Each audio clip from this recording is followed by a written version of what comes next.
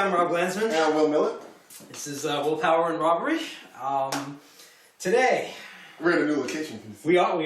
Happy Halloween, by the way. Yeah, that's right. Happy Halloween. Yes, happy Halloween. And Thanksgiving, because it's coming up. Thanksgiving. Christmas, I mean, it was 3 months ago, right? You know, we started planning for Christmas. Yeah. We relocated probably for the foreseeable future to my tavern, if you will. I'm recreating a medieval tavern in a room in my house. So anyway, more on that later. Not relevant to a dance album, not necessarily, but certainly full of ambiance. But this week, very applicable to anything in life, and especially doing something like this or doing a dance album. The concept of perfection. My God, are you a perfectionist? This is going to be Talk to me. This is going to be a hard one to... Well, let me be more specific. You come into anything with the intention of doing this the best you can.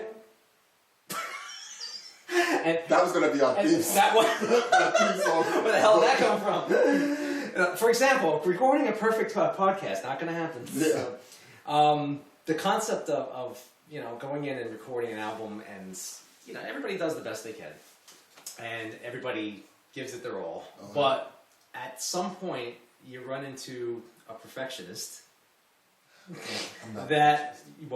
but you are, dare I say, mechanical in the way that you think in terms of it has to be this way or else.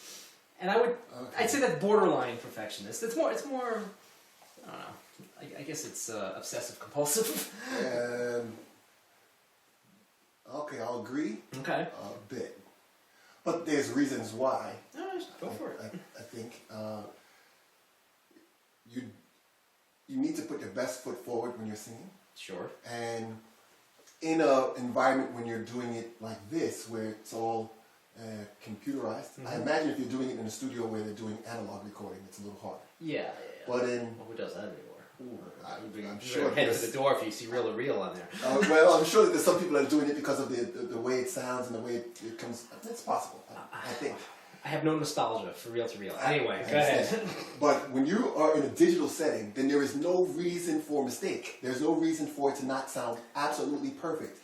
If you have to do it over and over and over again to get the sound coming out of your mouth perfectly, then you do that. There are some people that would like to use auto-tune, and I'm not a fan of auto-tune unless it's just something specific to making the song sound better. Right. But if you are singing, there is no reason for a bad take. There is no reason for you to go, I'll let that sit. Because so what you're saying is technology is what allows you to be a lot more, I don't know, choosy about your take, I guess, because basically you don't have you have infinite tape, right?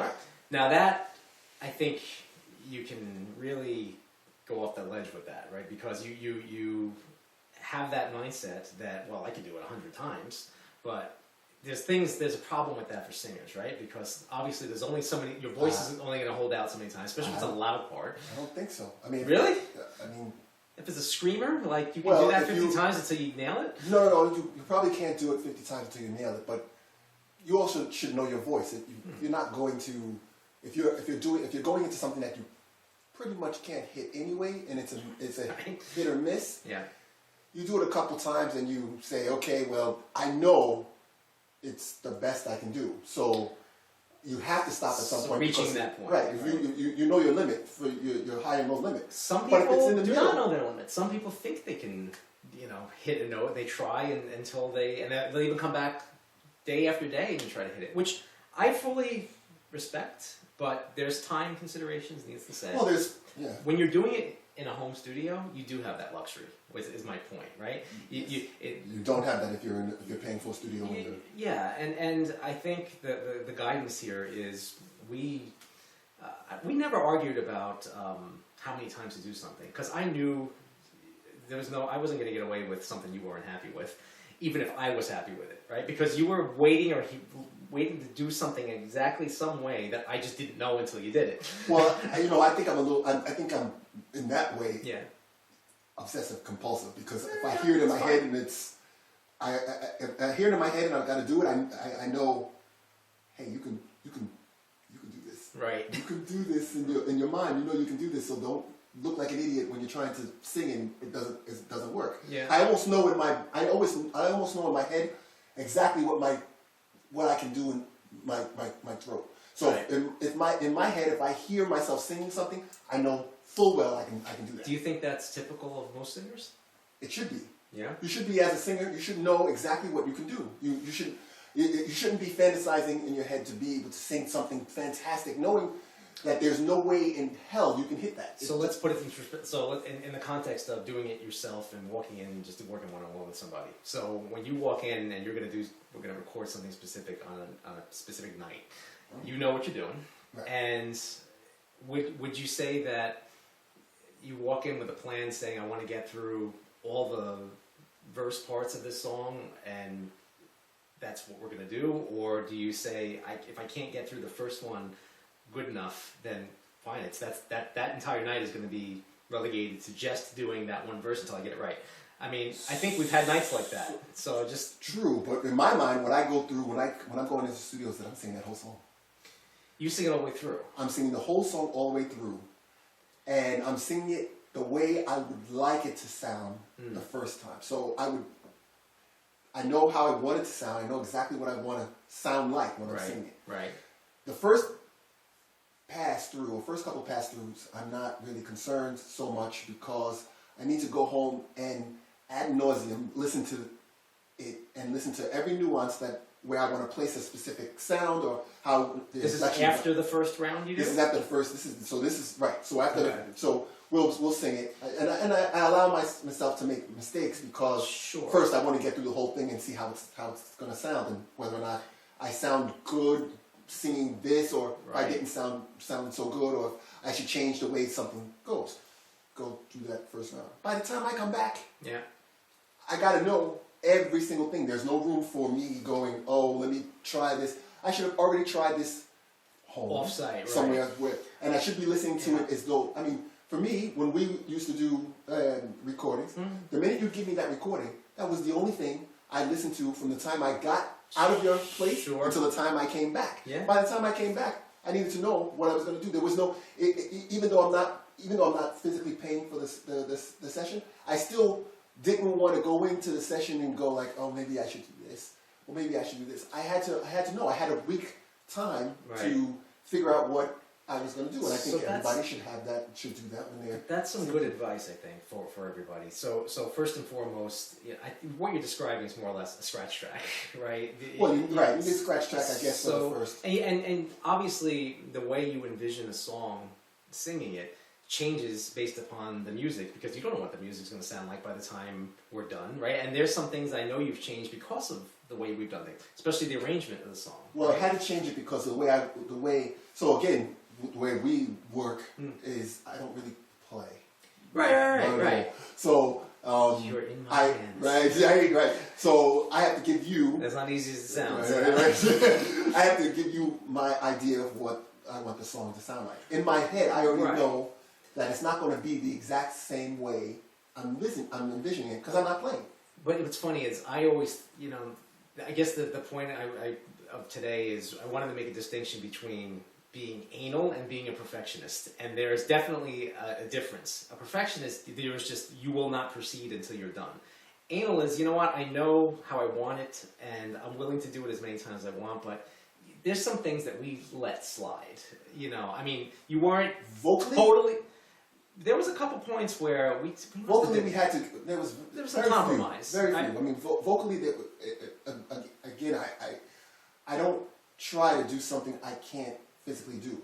Now, that's different from me saying I want to step up and challenge myself vocally because I know I can do this. Yeah. But there's nothing that I would do that I physically can't do. So there's very little compromise, or there's very little times I had to compromise and say, okay, I just can't do this. I've got to switch it completely. No, I think more I'm thinking of is advice for a singer that comes in to work with a producer, right? Who happens to be, or what they think they are, as a perfectionist, and how difficult that makes the process, right? Now, that could work in the other direction too. You could have a producer that's absolutely, will not budge on things, and it has to be exactly right the way they envision it. All I'm saying is, the reason this took us, what, 3.5 years, whatever it was, right?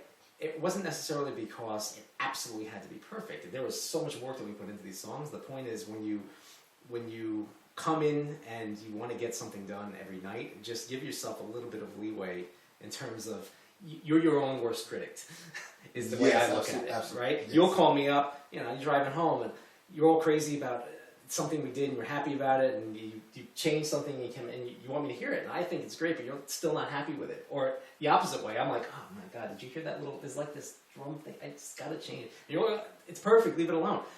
That camaraderie, do not,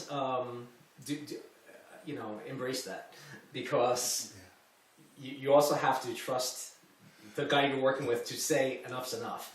Right, and there's been plenty of times where Rob's had to say, listen, you really should just not try to do that anymore. Yeah. In my mind, I just felt, it's a competitive thing also in my head. I know what I'm doing, what I'm hearing in my head, and what is coming out of my mouth are two different things, and I know I could do it, and so it's almost like a war within myself to do this, and there's times where you had to turn around and say, you know what, you're doing exactly what you... Well, then the last thing I'd say about this is, the concept around keeping the flow going and keeping the project moving along is, we let our friends preview this stuff. And that kind of is a harsh reality sometimes, because these are your friends. You want them to give it to you straight. If they don't like it, or they really... I mean, I've heard some stuff that I wanted to, get violent with these people. Like, what do you mean? I said, do you know how goddamn long I worked at that? They're like, well, yeah, but you asked me if I liked it. Right. I was like, so liking something is subjective. When you ask them to listen to your track, you have to be specific, is kind of where I wanted to take this today. Right, and you also, I guess, can't get mad at them for what they may say. No, you are soliciting an opinion. If you trust their opinion, right? That speaks volumes about the people that you're entrusting with it. Because remember, it's also stuff that you don't want to get into the wild. Right. But the point is, if you're a perfectionist and you can't realistically judge yourself well, right? Solicit other people. Make sure you go to musicians. Make sure you go to other singers. Absolutely. Right? That's the key. Not just people who are friends, because friends sometimes are just going to tell you what they want you to hear, because and who are not musicians. Who are not musicians. Have no concept of how hard it is to sing, or what a harmony is, which is fine, because you need those opinions too. But there's a way to reduce the amount of time and, I guess, concern that erupts from internally, angst, great word, or 50 cents, right? that happens when you're doing something like this. So don't be a perfectionist. Just be yourself, and you know what? It will fall into place. I think so. So listen, don't forget to like us. There should be a little like button underneath this YouTube video somewhere. So please subscribe to us there. Like us on Twitter. Like us on Facebook, and also on Instagram, and eventually Periscope. We got a lot of it. People like bringing the internet to their knees. That's social media everywhere. Oh, God. See you next week. Okay. That's good.